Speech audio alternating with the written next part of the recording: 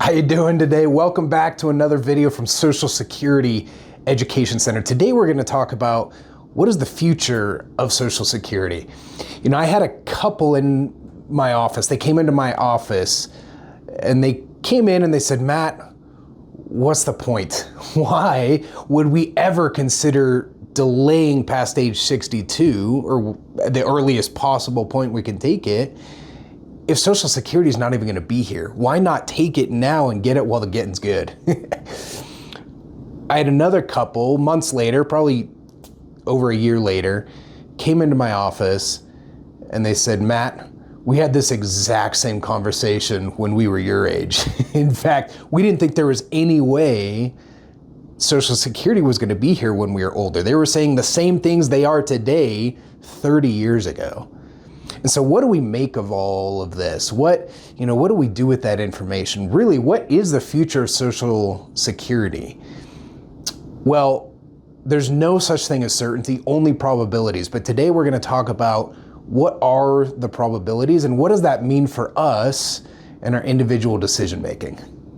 Now, I want to start with kind of what is the problem? What's the bird's eye view of the problem and how did we get here?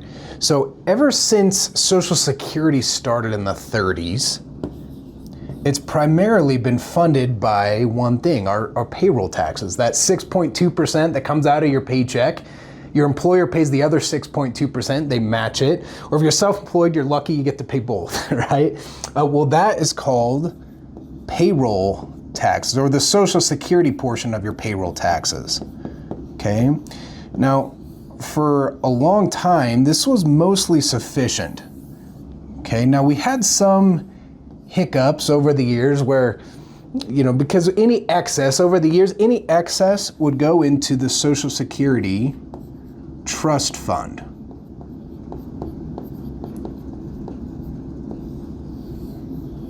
Okay, and so there were some hiccups over the years where that trust fund seemed to be running out and they had to shore it up. They made some changes to laws, and we'll get into that a little bit later. But for the most part, the payroll taxes that were collected was sufficient to cover what needed to be paid out in benefits until around 2010. Now, what happened in 2010?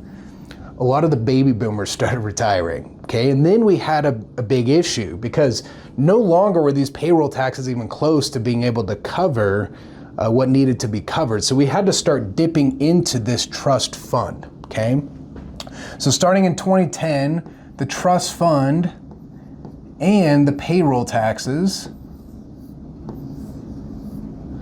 went to paying for our Social Security benefits. Now, what is being projected starting in the year 2034, and this is the big problem, 34/2035, depending on what projection you're looking at, is that if nothing changes, this Social Security Trust Fund is going to run out and we will only be able to pay out on those payroll taxes. Okay, now for a deeper dive into this, I want to look at something that Social Security refers you to on your Social Security statement. If you look at your Social Security statement at the bottom, it will refer you to ssa.gov/there-for-me, because we're going to take a deeper dive, a closer look at that statement.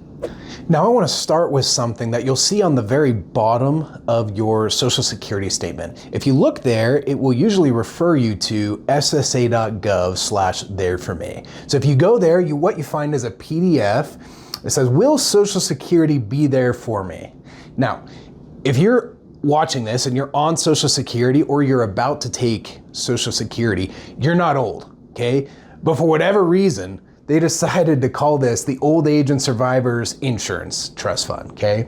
That combined with the Disability Trust combines to make the Social Security Trust Fund, okay? So when we talk about the Social Security Trust Fund, that's what we're talking about. Now, what this shows down here, if this will cooperate with me, is there's $2.8 trillion in this combined trust fund, okay? Now these two trust funds have reached the brink of depletion before. So going back to what that couple in my office said, Matt, we've had this conversation before. Back 30 years ago, they said Social Security was gonna run out, was never gonna be here for us.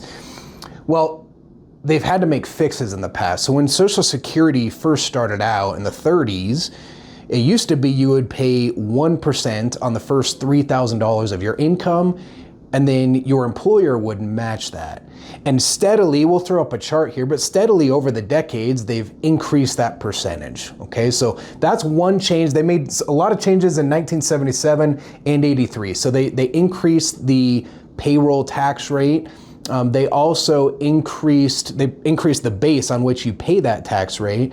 They also increased some of these changes. They increased the full retirement age. It used to be 65, then they phased in 66, phased in 67. They also made Social Security taxable in 83. Always fun to pay taxes on your taxes. But the point is they did make changes in the past so that they could continue to fund Social Security. We come down here and it says Social Security in the future. So if nothing changes, then starting in the year 2035, Social Security will only be able to pay out 83% of your benefit. Now I've seen these numbers oscillate back and forth between 2034, 2035, 77% up to 83%. I think this was updated in May of 2024. So the point though is starting in the year 2034, 2035, if nothing changes, then the projection is that they will have to lower Social Security benefits down to paying 83% of the benefit out to you. Now, do I think that is going to happen? No. Okay, but let's talk through why. Now, if we really take a step back and look at what are the probabilities here, how I see it is there are three options, okay? The first option is we do nothing,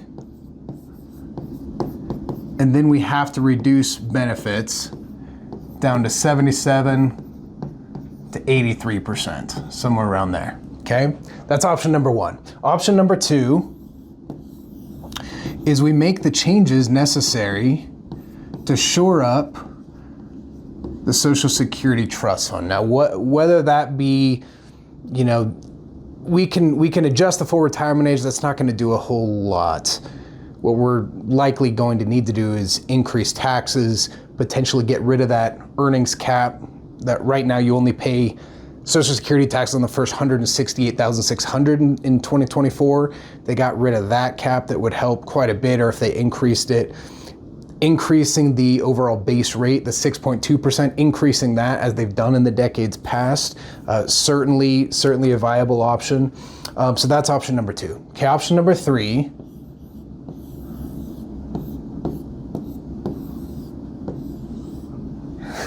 is we create a whole bunch more IOUs, okay, which we've been known to do.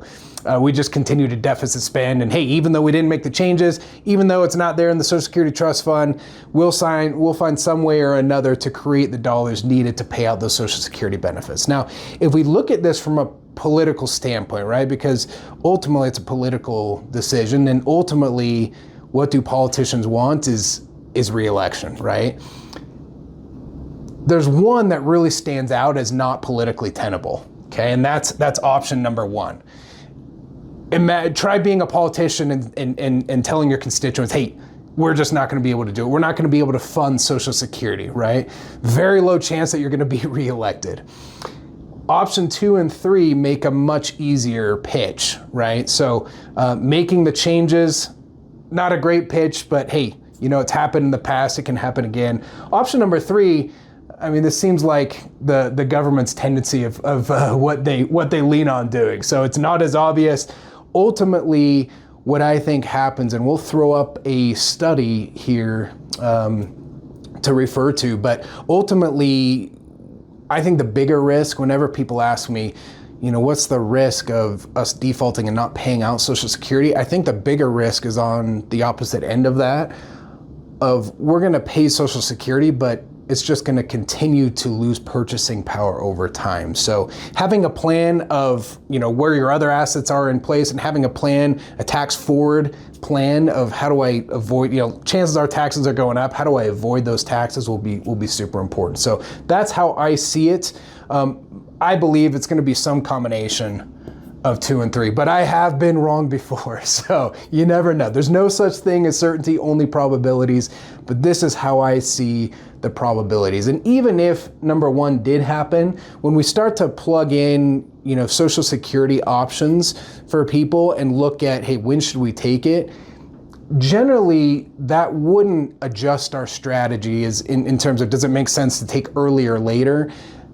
If something happened where it was decreased by 77 to 83%, keep in mind you'll still make more if you take later and make less if you start earlier. So it generally doesn't change the choices that we're going to make from a Social Security standpoint. So that's it for today. Thanks for listening. We'll see you on the next one.